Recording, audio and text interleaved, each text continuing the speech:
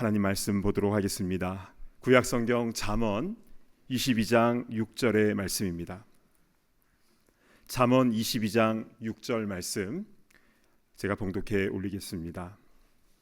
마땅히 행할 길을 아이에게 가르치라. 그리하면 늙어도 그것을 떠나지 아니하리라. 아멘. 말씀 전해주실 강사 목사님을 잠시 소개하겠습니다. 오늘 오후에 학부모 세미나도 인도해 주실 강사분이신데요, 제가 개인적으로 너무 사랑하고 존경하는 분이십니다.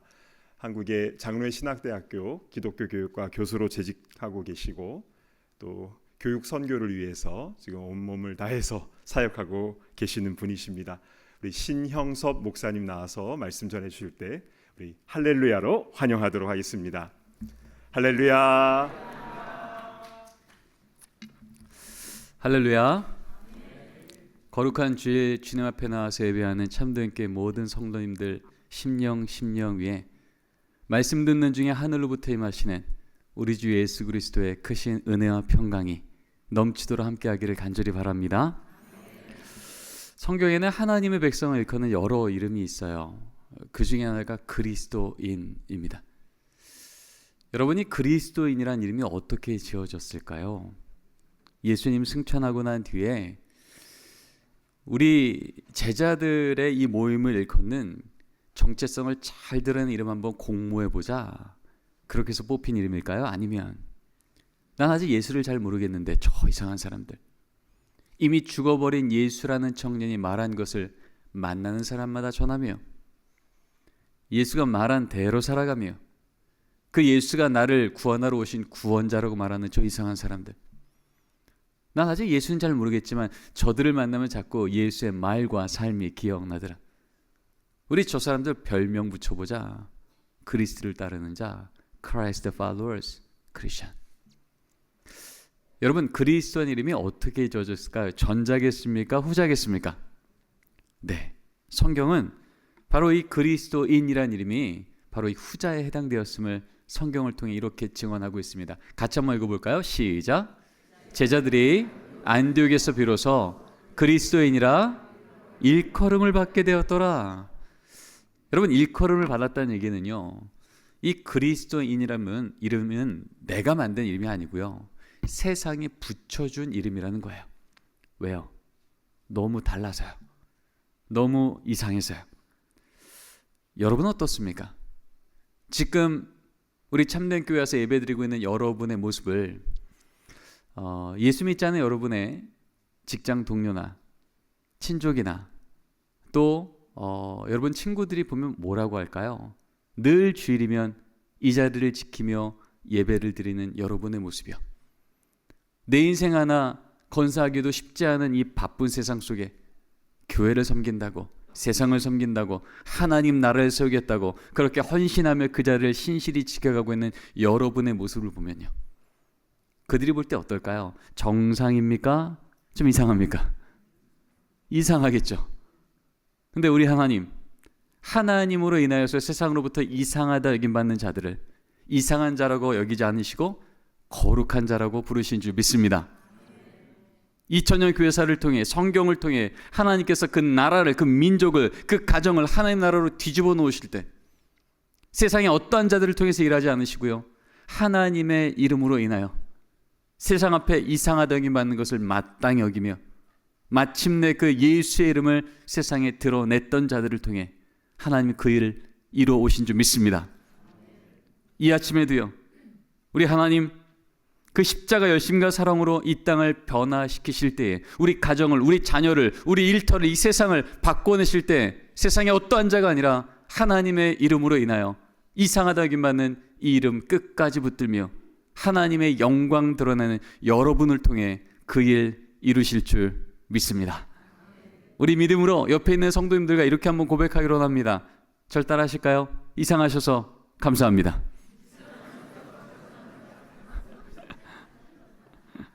문제는요, 하나님의 이름으로 인해서 이상하다 여김받는 우리 사람들의 숫자가, 특별히 우리 자녀 세대의 숫자가 늘고 있습니까? 줄고 있습니까? 줄고 있는 게 우리의 당황스러움입니다. 화면 한번 띄워주시면요, 최근에 한국갤럽을 통해서 대한민국의 우리 부모 세대가 얼마나 예수를 믿는지 발표가 됩니다. 이것은 작년 발표인데요. 18%가 그리스도인이라 보고가 됩니다. 근데 같은 시기에 대표적인 선교기관을 통해서 우리 중고등부 아이들이 얼마나 예수 믿을까를 발표했는데요. 3.8%였습니다. 우리 부모 세대는 여전히 전 세계에서 선교사를 세 번째, 네 번째 파송하는 선교의 대국인데요. 지금 우리 자녀 세대는 그야말로 미전도 종족입니다. 한국에서 선교사님 파송할 때 그날에 예수 믿는 퍼센테이지가 5%가 안 되죠? 그럼 미전도 종족이라 그래서요. 미전도 종족 선교 훈련을 따로 받아야 되는 수치가 바로 3.8%입니다. 여러분, 이것이 한국에 있는 우리 다음 세대만의 얘기일까요? 우리 미국 안에 있는 우리 다음 세대의 숫자는요. 벌써 30년 전입니다. 1996년 헨렌 리라고 하는 이 기자를 통하여서 지금 이 미국 안에 있는 다음 세대들, 한인 2세들, 그들의 신앙이 어떤 상태인지를 보고합니다. Silent Exodus. 많이 들어보셨을 겁니다. 교회 안에는 우리 다음 세대 아이들이 조용히 세상에 물밀듯 빠져나가는 거예요. 이것은 그때만의 얘기가 아닙니다. 최근에도 다시 한번 보고가 됐는데 고등학교를 졸업하고 대학을 갈 때 고3까지 교회를 다니던 우리 한인 2세들 중에 적으면 70%, 많으면 80%까지 교회를 떠나고 있습니다. 그리고 최근 미국의 대표적인 기독교 리서치 기관이죠. 바나 리서치를 통하여서 데이비드 킨나만이라고 하는 대표가 지금 이 시대의 청소년 세대, 청년 세대들이 어떻게 신앙생활을 하는가를 연구합니다. 꽤 오랜 기간을 추적 조사를 하는데 이것을 책으로 내며 그 서문에 이렇게 적었습니다. 지금 이 시대에 우리가 겪는 당황스러움은 죽음과 같은 삶의 위기가 왔을 때에도 다음 세대들이 교회로 다시 돌아오려 하지 않는다는 것이다. 적어도 우리 부모 세대는요, 잠깐 교회를 떠났어도 죽음과 같은 위기가 오면 다시 교회로 오더라는 거예요. 하나님 도와달라고. 나의 힘으로 안 되냐, 하나님 좀 도와달라고 이렇게 돌아오는 게 우리의 상식이었는데 지금 우리 자녀 세대는요, 이 위기 앞에서도 하나님을 찾지 않는 이 세대가 되었음을 리포트하고 있습니다. 여러분, 이렇게 우리 다음 세대가 미전도 종족의 수준으로, 아니 하나님을 찾지 않는 세대가 되는 이 얘기를 들음에도 불구하고 여전히 우리에게 소망이 있으면 무엇일까요? 여러분 아시죠? 그 큰 바다가 늘 신선한 이유요. 매일 더러운 물이 들어오고 정화시설 하나 없을지라도 그 바다가 늘 신선한 이유는요, 3%가 약간 넘는 뭐가요? 소금이 살아있어서. 아무리 우리 다음 세대 3.8% 미전도 종족으로 바닥치고 세상에 세속화 가운데 얼룩지고 위축됐을지라도 여러분, 우리에게 여전히 맡겨두신 3.8%의 다음 세대를 말씀의 소금으로 살려낼 수 있다면 하나님 이 시대를 다시금 생명의 바다로, 부흥의 파도로 바꿔내실 줄 믿습니다. 여러분, 그런 의미에서 우리는요, 하나님, 내가 평생 누렸던 예수의 이름을 우리 자녀 세대에 끊어져서는 안 되겠습니다. 여러분, 이 기도를 포기할 수 없다면 우리 모두 다 이 시대에 수직적 선교사로 부름받은 줄 믿습니다. 우리 옆에 있는 분들하고 이렇게 한번 인사 나누겠습니다. 절 따라하실까요? 선교사님, 선교사님, 우리 애들 잘 부탁드립니다. 여러분 누구시라고요? 선교사세요. 우리 다음 세대가 예수 세대로 바뀌는 그 날까지 먼저 말씀 맡은 우리가 그들에게 복음을 전하는 것은 이건 선택사항이 아니라 마땅한 사명이 된 겁니다. 코로나가 지나며 대한민국에서도 또 미국에서도 이 교회가 어떤 어려움이 새로 마주하게 됐는지에 대한 많은 연구들이 있었습니다. 2022, 2023, 2024 그리고 2025까지요. 담임 목사님들에게 물어봤을 때 변치 않는 1위는 다음 세대 신앙 전수의 문제였어요. 한마디로 이 부모 세대가 고백한 예수를 내 자녀 세대가 더 이상 고백하지 않는 이 문제 앞에 어떡할 줄 모르겠다는 거예요. 그래서 800번이 넘는 담임 목사님한테 묻습니다. 목사님, 도대체 어떻게 우리 자녀 세대가 다시 교회로 돌아오겠습니까? 그랬더니 이렇게 답이 나옵니다. 4위 재정, 3위 정책, 2위 교회학교 인식, 1위 같이 한번 읽어볼까요? 시작. 부모 세대가 바뀌지 않으면 우리 아이들이 다시 교회 오기 쉽지 않겠다. 왜 담임 목사님들은 다른 이유가 아니라 부모라고 했을까? 우리 애들이 이렇게 말했거든요. 얘들아, 너희들 신앙의 가장 큰 변수가 뭐니? 긍정적이건 부정적이건 너희 신앙을 가장 크게 변화시키는 요소가 뭐야? 라고 물었더니요, 한국에는 예수 믿는 중고등부 아이들 500명입니다. 4위 교회학교 선생님, 3위 교회 친구 선후배, 2위 교회학교 교육자, 1위 부모였어요. 1위와 2위를 합한 숫자입니다. 그럼 한국에 있는 중고등부만 그럴까? 아니요. 최근에 뉴욕 중심에 있는 한인 1.5세 2세들을 대상으로 다시 묻습니다. 그랬더니 그들도 순위가 똑같습니다. 4위 교회학교 선생님, 3위 교회 친구 선후배, 2위 교회학교 교육자, 1위 부모였습니다. 대한민국에 있는 우리 다음 세대건, 이 미국에 살고 있는 우리 다음 세대건, 적어도 우리 한인들의 다음 세대 앞에 가장 큰 신앙의 변수는 부모들하는 거예요. 우리는 세상 때문인 줄 알았고, 게임 때문인 줄 알았고, 입시 때문인 줄 알았고, 이전과 같지 않은 이런 AI 시대 가운데 아이들이 신앙으로 돌아오기 쉽지 않겠다 생각했는데 우리 아이들의 일관전 대답은 부모라는 거예요. 그래서 궁금해집니다. 그러면 그 부모는 어떻게 우리 아이들을 양육하고 있을까? 1998년도에 예수 믿는 기독부모 1000명을 대상으로 묻습니다. 부모님, 믿는 것과 사는 게 일치하십니까? 그랬더니 저는 믿는 대로 살려고 몸부림칩니다. 64.7%. 근데 딱 20년이 지난 2017년도 똑같은 질문 앞에 이제는 전 믿는 것과 사는 게 일치하지 않아요. 52%가 됩니다. 여러분, 52%라는 건 무슨 얘기일까요? 무게중심이 옮겨갔다는 거예요. 남들도 그러더라는 거예요. 나도 그래도 되지 않을까라고 생각이 들더라는 거예요. 그러다가 이제 2022년도 끝자락에 이제 완전 역전이 됩니다. 63%의 부모가요, 전 믿는 것과 사는 게 일치하지 않아요. 세상은 한 걸 했다 그러고 안 한 걸 안 했다 그러는 걸 정직이라 그래요. 성경은요, 내가 아는 것과 믿는 것과 사는 것이 일치할 때 정직이라 그래요. 지금 무슨 얘기하는 거예요? 우리 자녀들은 세상 어떠한 것이 아닌 내 부모가 가장 큰 신앙의 변수라고 말하는데 지금 부모들은 말하고 있는 거예요. 나는 신앙이 정직하지 않다고요. 여러분, 이것을 누가 보고 있을까요? 자녀가 보고 있지 않겠습니까? 전 장로의 신학대학교로 사역을 옮기기 전 서울에 있는 한 교회에서 교육총괄 목사로 섬겼어요. 그때 입버릇처럼 물었던 질문이 바로 이겁니다. 집사님, 권사님, 안수집사님, 장로님, 그리고 목사님, 개인적으로 회심하셨죠? 근데 혹시 부모로도 회심하셨습니까? 내 자녀의 성적의 문제 앞에서도, 내 자녀의 대학의 문제 앞에서도, 직장과 취직과 결혼의 문제 앞에서도 정말 예수가 주인 되어야 된다고 말하고 계십니까? 2000년 전부터 성경에서는 증언합니다. 저들은 부활의 증인이라. 이 증인이라는 단어는 원래 우리 그리스도인들의 정체성이었어요. 여러분, 증인이라는 헬라어 마르투스라는 단어는요, 순교자는 단어 마터, 어원이 똑같은 단어예요. 어떤 학자들은 이 두 단어는 한 단어였다라고도 말합니다. 한마디로 우리 그리스도는 누구냐? 2000년 전부터 내 인생의 주인은 예수라고 말하는데 세상에 다른 얘기예요. 목숨 걸었다는 거예요. 내 자녀 인생 가운데 예수가 주인 돼야 되는데 세상이 주인 삼으려고 그래요. 오늘로 치면 대학이요, 연봉이요, 직장이요, 취직이요. 그때 이 자녀에게 딴 건 몰라도 너 인생에 예수가 주인 돼야 된다고 목숨 걸어 전한 자들이 바로 그리스도인이었다는 거예요.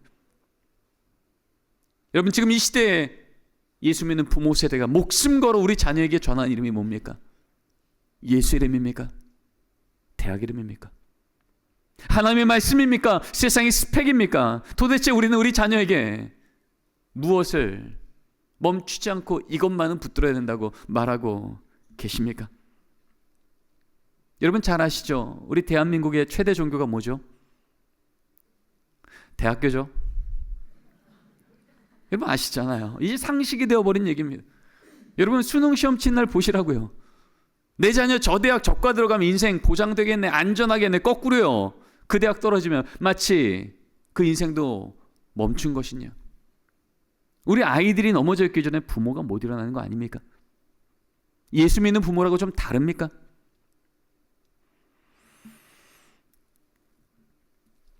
우리는 알고 있습니다. 인류 최초의 범죄 사건, 선악과 사건 앞에 하나님께서 아담을 찾아오셔서 이렇게 물으십니다. 아담아, 너 지금 어디 있냐? 저는 이 말씀을 읽을 때 너무 이상했습니다. 선악과 사건을 가장 먼저 범죄한 자도 하와고, 이거 먹어도 되지 않겠냐 건네준 자도 하와인데, 하나님은요 하와를 찾아와서 따지지 않으시고 아담을 찾아가시더라는 거죠. 선악을 알게 하는 나무의 열매는 먹지 말라, 정령 죽으리라. 여러분, 이 선악과 이 말씀을 먼저 맡은 자가 누굴까요? 먼저 들은 자가 누굴까요? 하와입니까? 아담입니까? 아담이잖아요. 하나님은 먼저 범죄한 자를 찾아가지 않으시고요, 먼저 말씀 맡은 자를 찾아오시는 거예요. 지금 우리 다음 세대가 3.8%, 80% 다음 세대가 교회를 떠난 상황 앞에 하나님 누굴 찾아오셔서 지금 어디 있냐라고 묻겠습니까? 다음 세대를 찾아가셔서 너희들 어디 있냐고 묻겠습니까? 아니면 먼저 말씀 맡은 자의 부모 세대를 찾아오셔서 지금 너의 자녀가 어디 있냐고 묻겠습니까? 성경은 창세기부터 계시록까지 너무나도 일관적으로 말하고 있습니다. 범죄한 자가 아니고요, 먼저 말씀 맡은 자에게 책임을 물으시는 거예요. 이런 우리에게 오늘 말씀은 우리에게 하나님의 언약이자 명령을 이렇게 말씀하십니다. 같이 한번 읽겠습니다. 시작.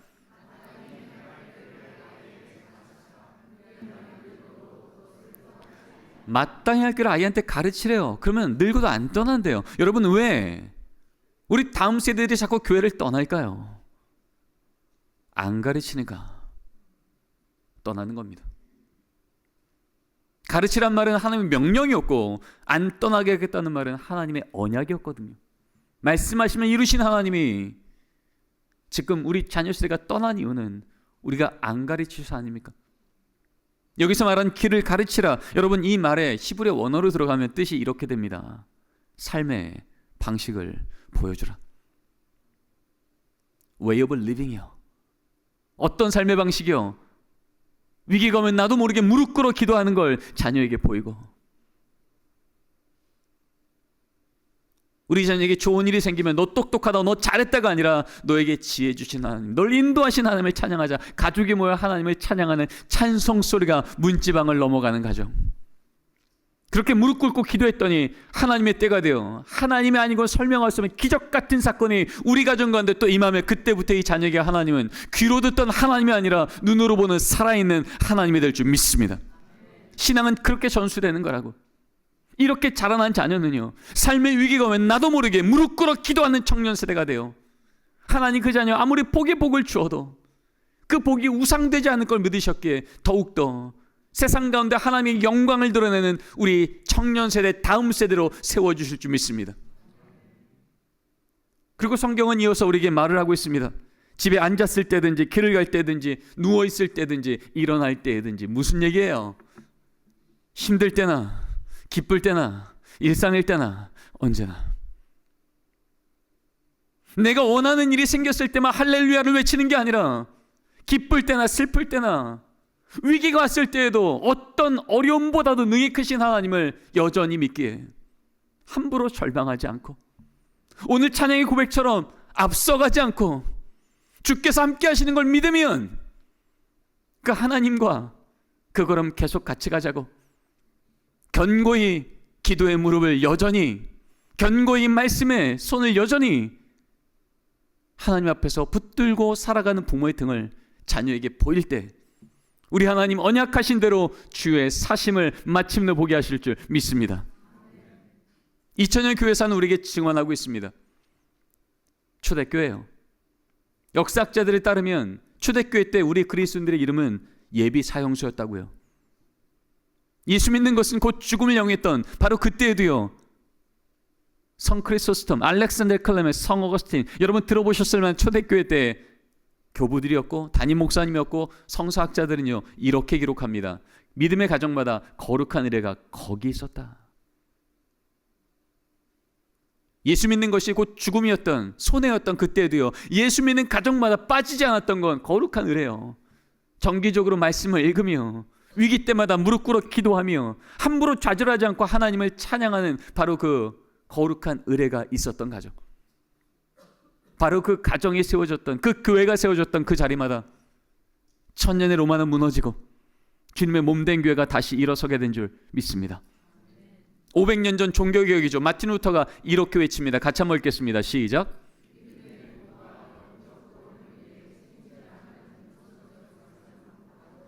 믿음의 부모가 책임질 많은 영혼이 있지만 무엇보다도 성경적인 명령처럼 가장 우선적인 대상은 바로 그 자녀라고. 80억이 넘는 인구들 중에 바로 내 자녀에게 하나님이 여전히 널 사랑한다고, 널 붙들고 있다고, 너의 창조주라고 말할 한 사람을 딱 붙여줬다면 누구였을까요? 그 부모죠. 이거 잊지 말라는 것입니다. 우리 조선교회는 선교 초기 때부터 이것을 잘 배웠던 나라입니다. 그래서 1919년 평양신학교의 교수였던 곽알령 교수님, 찰스 클락 교수님은요, 목사집법, 목사님 반드시 이렇게 목회하십시오 라고 하는 이 목회 지침서를 통해 이렇게 가르칩니다. 같이 한번 읽겠습니다. 주일학교 시작.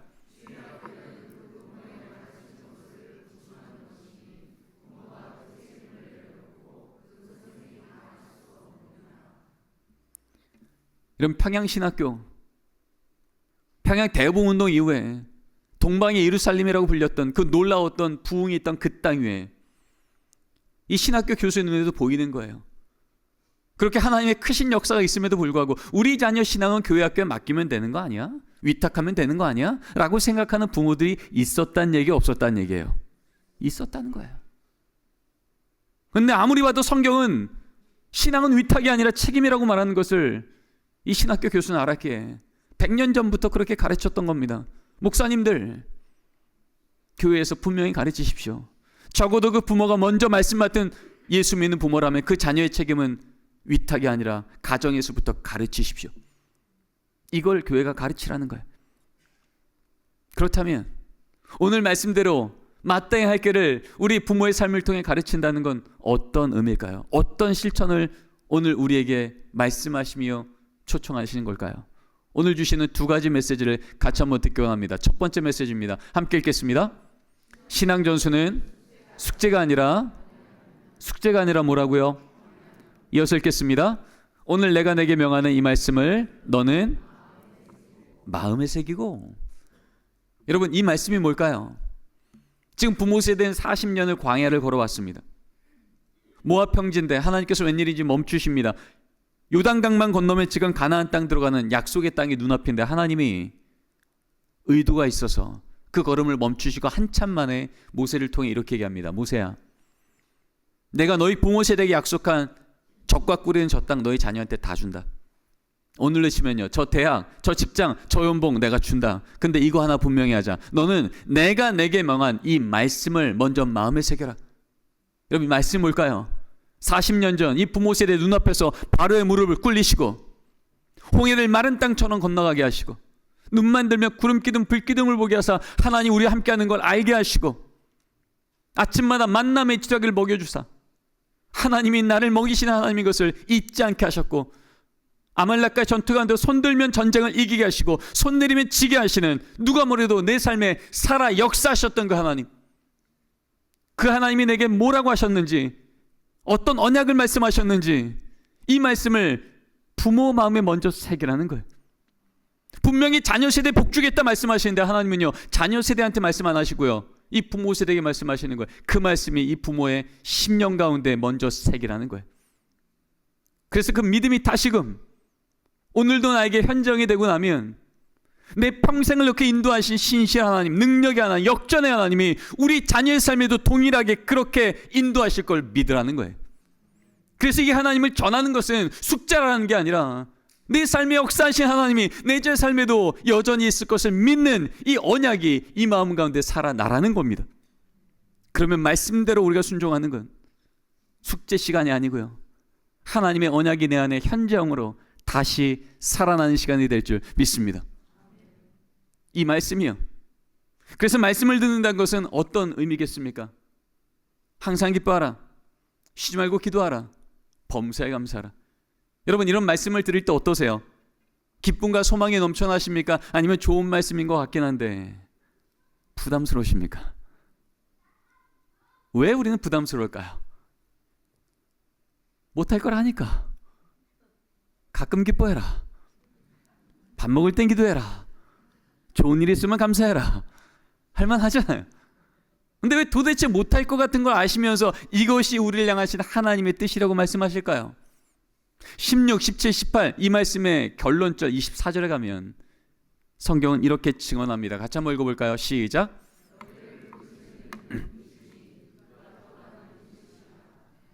누가 이루신다고요? 하나님이요. 항상 기뻐하는 것도, 쉬지 않고 기도하는 것도, 범사에 감사하는 것도 우리 늘 못하지만 감사 인삭했던 나를, 기도하는 것을 까먹던 나를, 기뻐하는 것을 늘 놓쳤던 나를 항상 기뻐하게, 쉬지 않고 기도하게, 범사에 감사하게 성령님 내 안에 들어오셔서 나로 그렇게 인도하심이 하나님의 뜻일 줄 믿습니다. 여러분, 그래서요, 하나님의 말씀을 듣는다는 건 내가 할 만한 것은 아멘하고 못할 것 같은 것은 외면하는 게 아니라 하나님 없이 늘 넘어졌던 그 자리에 오늘 말씀으로 약속하시니 하나님 손잡고 이번 한 주간 한번 살아볼게요. 넘어졌던 그 자리를 이제는 능히 뛰어넘는 자리가 되는 걸 경험하는 게 주의 말씀을 듣는 자리일 줄 믿습니다. 부르신 이는 미쁘시니, 영어 성경은 faithful이라고 얘기합니다. 신실하시다고요. 내가 하나님 앞에 제대로 서 있을 때나 엎어져 있을 때나, 우리 자녀가 하나님 앞에서 예배할 때나, 잠시 하나님을 떠나 있는 것처럼 보일 때나 우리와 상관없이 하나님이 늘 신실하셔서 오늘도 우리 부모 세대를 통해 우리 자녀 세대 다시 일으키겠다고 말씀하신 주의 일을 마침내 이루어 주실 줄 믿습니다. 이 언약을 주신 자리가 오늘 이 말씀의 자리인 거예요. 우리 경험만큼이 아니고요, 우리 자녀의 수준만큼이 아니고요, 그런 우리를 인도하시겠다는 하나님의 의지와 능력만큼 하나님 아멘하는 자들을 통해 이루실 줄 믿습니다. 오늘 주신 두 번째 메시지입니다. 같이 한번 읽겠습니다. 시작. 설득이 아니라 뭐라고요? 증언이라고요. 이어서 읽겠습니다. 시작.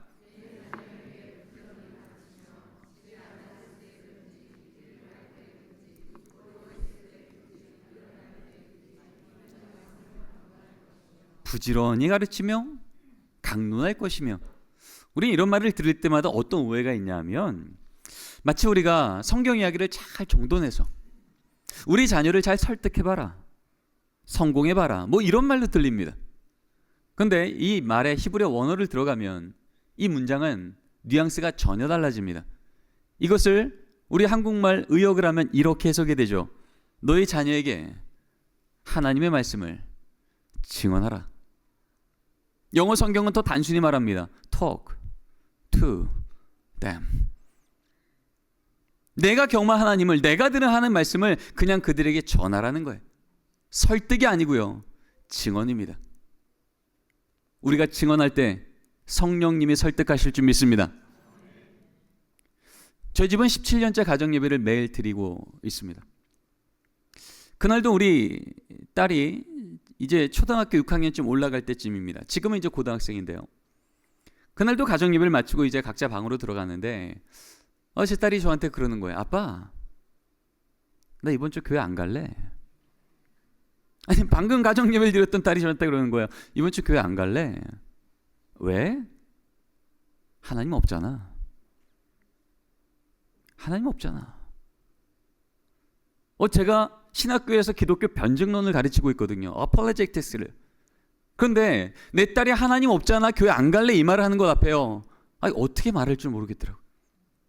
제가 너무 당황해서 그랬어요. 혜나 알겠어. 일단 자. 일단 자. 그리고 저는 제 안방으로 들어옵니다.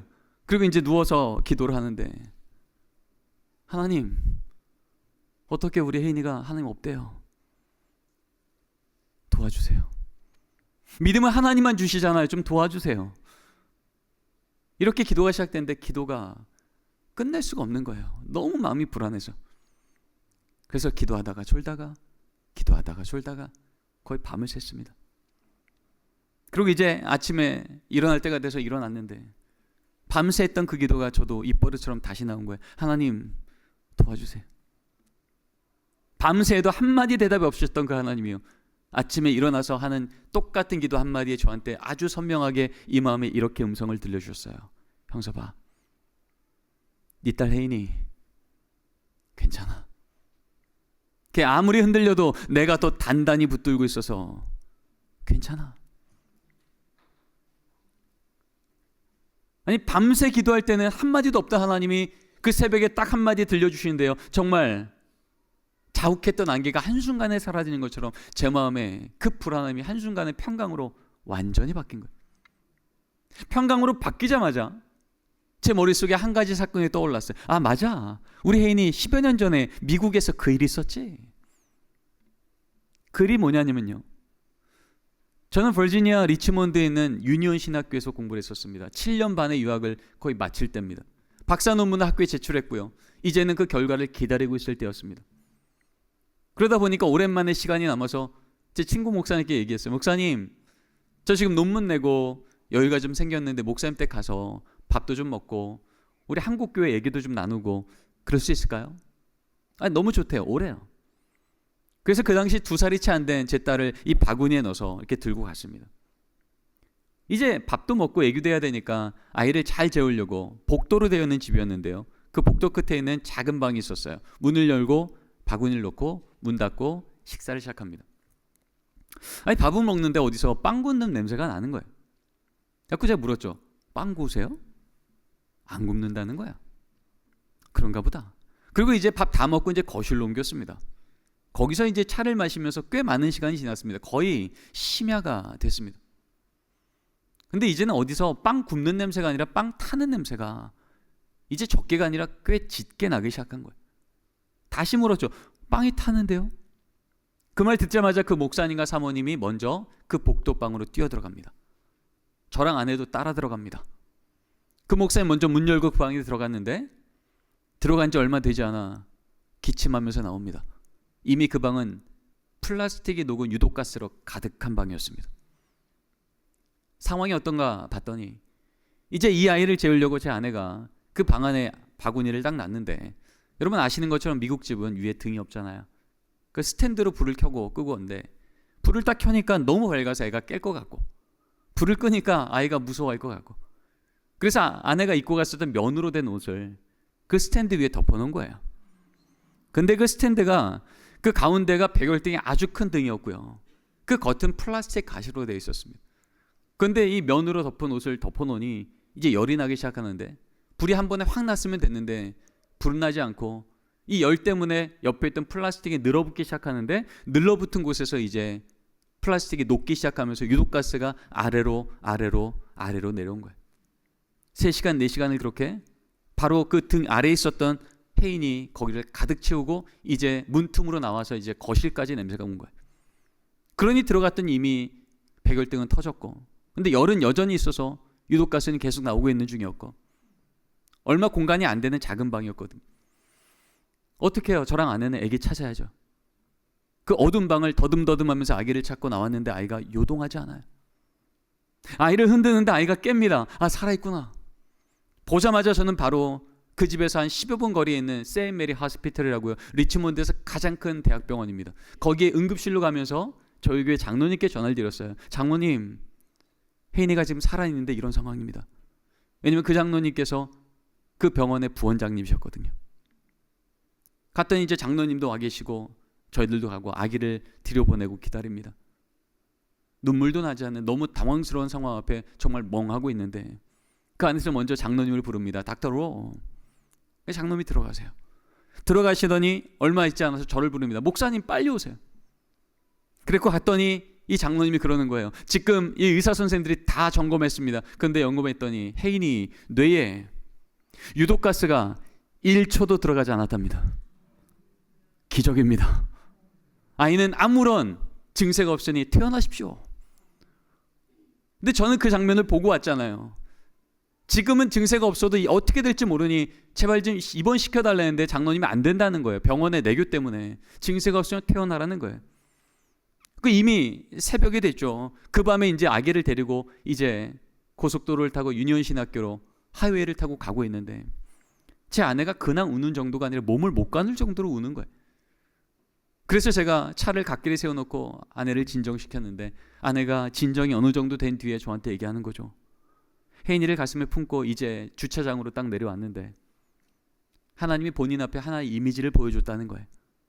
딱 왼쪽은 몇 시간 전까지 그 집에서 밥 먹고 차 마시면서 웃었던 밝은 모습이 있었고요. 중간부터 오른쪽은 바로 그 시간에 그 불도 꺼져버린 그 깜깜한 유독가스가 있었던 방 안에서 예수님이 저희 혜인이를 가슴에 품으시고 1초도 쉬지 않고 코에 생기를 불어넣는 장면을 보여준 거예요. 이걸 보자마자 아내가 감당이 안 되는 거예요. 죄송하기도 하고 감사하기도 하고 이 여러 가지 감정이 감당이 안 되니까 엉엉 울기도 하고. 그런데 바로 이 사건이 혜인이 괜찮아 라고 하나님께서 음성 주시자마자 제 머릿속에 떠올랐던 거예요. 맞아, 그 사건. 그래서 그날 저녁에 이제 아이를 부릅니다. 혜인아 좀 나와봐. 아이가 얘기합니다. 아빠 나 예배 안 드려. 나 안 나갈 거야. 그래서 얘기했어요. 예배하라는 얘기 아니야. 네 얘기야. 잠깐 나와봐. 그때 그 화제 있었던 그 장면, 그 면옷 다 사진 찍어놨거든요. 그 목사님이 이제 한국 들어올 때 이제 CD로다가 구워서 주셨어요. 그거 프린아웃 다 해서요. 거실에 깔아놓고 아이한테 지금 했던 이 얘기를 다시 나눠줍니다. 아이가 이야기를 들으면서 한 말만 계속 반복합니다. 아빠, 정말이야? 진짜야? 그러다가 이제 이야기가 끝나자마자 아이는요, 아예 엎드려서 어깨를 들썩이며 울기 시작합니다. 아빠 나 어떡해? 하나님 그렇게 나 살려줬는데, 나 하나님 없다고 하나님 없는 분 취급했는데, 나 하나님한테 미안해서 나 어떡해? 그리고 울고 있는 딸을 전 옆으로 가서 제 얘기하지 않고요, 그 새벽에 하나님이 저한테 주셨던 그 음성 그대로 전해줬어요. 혜인아 너 괜찮아. 너 아무리 흔들려도 주님이 너 단단히 붙들고 있어서 너 괜찮아. 우리는 하루에도 10번 100번을 의심하고 하나님을 놔버려도 하나님 한 번도 너를 포기한 적이 없으셔서 넌 괜찮아. 여러분, 우리의 끝장이, 우리 자녀의 끝장이 그를 향한 하나님의 사랑을 조금도 변개하지 못할 줄 믿습니다. 여러분, 우린 가끔씩 그렇게 기도합니다. 하나님 우리 자녀 좀 강하게 해주세요. 우리 자녀의 건강을요, 우리 자녀의 믿음을요, 우리 자녀의 지혜를요 할 수 있잖아요. 하나님 좀 강하게 해주세요. 근데 그럴 때마다 하나님은요, 성경에 너무나 많은 곳에서 일관적으로 우리에게 말씀하십니다. 나는 너의 자녀를 강하게 하지 않겠다. 대신 너의 자녀의 강함이 되어 주겠다. 왜요? 하나님 없이 강해지면 부러질 걸 아시니까. 하나님 없이 높아지면 떨어질 걸 아시니까. 우리 하나님, 우리가 원하는 대로 오늘 강하게 하지 않으시고요, 여전히 약하나 강함 되어 주셔서, 여전히 약한데도 강한 손이 함께 도와주시면 그는 완전하지 않을지라도 완전한 주의 손이 그를 완전한 삶으로 인도하실 줄 믿습니다. 그래서 믿음은 내가 세워가는 게 아니라 하나님이 주셔야 받는 것인 줄 믿습니다. 하나님의 나라는 우리가 세워 올리는 게 아니라 우리 가운데 임하여 주시며 하나님의 나라는 임하게 된 줄 믿습니다. 여러분, 오늘 하나님 말씀이 우리에게 그 말씀하고 계시는 거예요. 여러분, 여전히 우리가 우리 자녀의 삶을 놓고 소망이 있는 건요, 그의 삶이 완전해서가 아니라 완전하신 하나님이 오늘도 그와 함께 하겠다고 약속해 주시니 우리의 삶은, 우리 자녀의 삶은 하나님 안에서 가장 안전해질 줄 믿습니다. 오늘 말씀을 정리합니다. 성경은 증언합니다. 우리 자녀의 삶은요, 어린 감람나무 같다고요. 화면에 보시는 것처럼 감람나무는요, 딱 절반부터 밑으로는요 오래된 고목입니다. 학자들은 말합니다. 감람나무는 1000살 정도 산대요. 그 가뭄과 같은 그 땅 가운데서 1000살을 살 수 있는 이유는요, 뿌리가 깊이 내려서 늘 생명수와 다 있거든요. 근데 어린 감람나무는요, 바로 그 고목, 거기에서 줄기가 나와서 어린 감람나무가 됩니다. 어린 감람나무는 스스로 땅에 뿌리를 박지 않아요. 뿌리가 깊은 이 고목을 통하여서 오늘도 끌어올리는 그 생수를 받아서 바로 그 나무에서 줄기가 되는 거예요. 여러분, 우리 자녀 세대가 이 가뭄과 같은 영적인 기근과 같은 이 땅에 살지라도 여러분, 그들이 다시 살 수 있는 방법은요, 그들이 뿌리가 다시 땅에 박히는 게 아니라 이미 먼저 말씀 맡은 우리 부모 세대가 신앙의 뿌리를 주님께 깊이 내려서 오늘도 생수를 먹이시고 오늘도 말씀을 은혜로 채우실 때 우리를 통하여 우리 자녀 교회에 그 하나님이 들려지고 하나님의 사심이 고백되어지고 증언되어질 때 하나님 그 뿌리가 살아나는 그 줄기와 열매를 철을 따라 열매 맺게 하실 줄 믿습니다. 우리 옆에 있는 성도님들과 이렇게 고백하며 오늘 말씀을 마무리하겠습니다. 절 따라 하실까요? 신앙전수는 설득이 아니라 증언입니다. 유전이 아니라 유업입니다. 믿으십니까? 자동으로 전달되는 게 아니고요, 우리에게 맡기신 말씀 따라 거룩한 노동을 감당할 때 유업이 돼요. 우리 자녀가 내가 만난 하나님을 동일하게 경험하는 큰 은혜가 마침내 있게 될 줄 믿습니다. 기도하겠습니다. 하나님, 이 주일 먼저 말씀 맡은 자는 우리가 나의 신앙을 마음에 새기고 삶의 등으로 우리 자녀에게 보이는 부모가 되게 하여 주시옵소서. 신앙전수 숙제가 아니라 언약이며 설득이 아니라 증언임을 기억하며 하나님의 일하심의 통로로 쓰임받게 하여 주시옵소서. 그래서 우리 자녀 내 나이 되었을 때 나보다 믿음 좋은 부모로 참된 교회와 이 시대를 믿음으로 힘있게 섬겨감을 눈으로 목도하는 감격이 있게 하여 주시옵소서. 예수님의 이름으로 기도드립니다.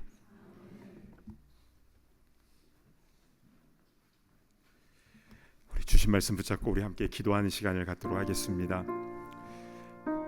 괴로움과 죄가 많은 세상 가운데 우리는 자녀들 걱정이 많지요. 그러나 오늘 강사 목사님 통해서 주신 말씀은요, 우리가 문제라는 것입니다. 말씀을 맡은 자로서 믿는 것과 사는 것이 괴리된 우리의 모습, 회심되어야 되는 것입니다. 이제 우리 함께 주신 말씀 붙잡고 우리 함께 기도할 때에 말씀을 맡은 자로서 말씀대로 살게 하시고 증언하게 하여 주시옵소서. 하나님께서 베푸신 그 복이 자녀들에게로 후손들에게도 흘러가게 하여 주시옵소서. 이제 함께 주여 한번 외치며 통성으로 기도하며 나아갑니다. 주여! 아버지 하나님, 은혜를 베풀어 주시옵소서. 우리를 불쌍히 여겨 주시옵소서. 오 주여, 우리 가운데 맡겨진 주의 말씀대로 우리가 온전히 살아내지 못하였나이다. 오 주여, 우리를 불쌍히 여겨 주셔서 아버지 하나님, 우리에게 주신 그 말씀 아는 것과 믿는 것과 사는 것이 일치될 수 있도록 은혜를 베풀어 주시옵소서. 아버지 하나님, 주의 말씀대로 아버지 증언하는 우리가 될 수 있도록 인도하여 주시고 삶의 방식을 보여주는 우리 부모 세대가 될 수 있도록 인도하여 주시옵소서. 그래서 우리 자녀들이 우리보다 더 뜨겁게 주님 사랑하고 경외하며 예배하며 기도하며 찬양하며 복음 증거하는 삶 살 수 있도록 인도하여 주시옵소서. 악하고 험한 세상이지만 주님께서 붙잡아 주셔서 아버지 하나님, 때마다 시마다 함께하여 주시고 선한 길을 인도하여 주시고 늘 함께하여 주셔서 주님께서 우리 자녀의 힘이 되어 주시옵소서. 되어 주시옵소서. 감사합니다. 하나님 아버지, 참으로 감사를 드립니다.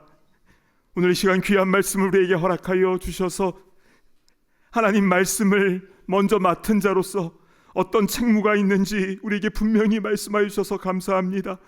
부모로서 회심하게 하여 주시고 말씀대로 살아내며 또 말씀을 증언하며 하나님께서 우리 삶 가운데 이루신 일들을 나누며 간증하며 선포하는 우리 부모 세대가 되게 하여 주시고, 아무리 세상이 흔들리고 죄와 괴로움이 많다 할지라도 우리 자녀들 주의 말씀 가운데 새로워짐으로 인하여 우리보다 더 뜨겁게 주님 사랑하며 헌신하며 사명 감당하는 우리 자녀 세대들 다 되게 하여 주시옵소서.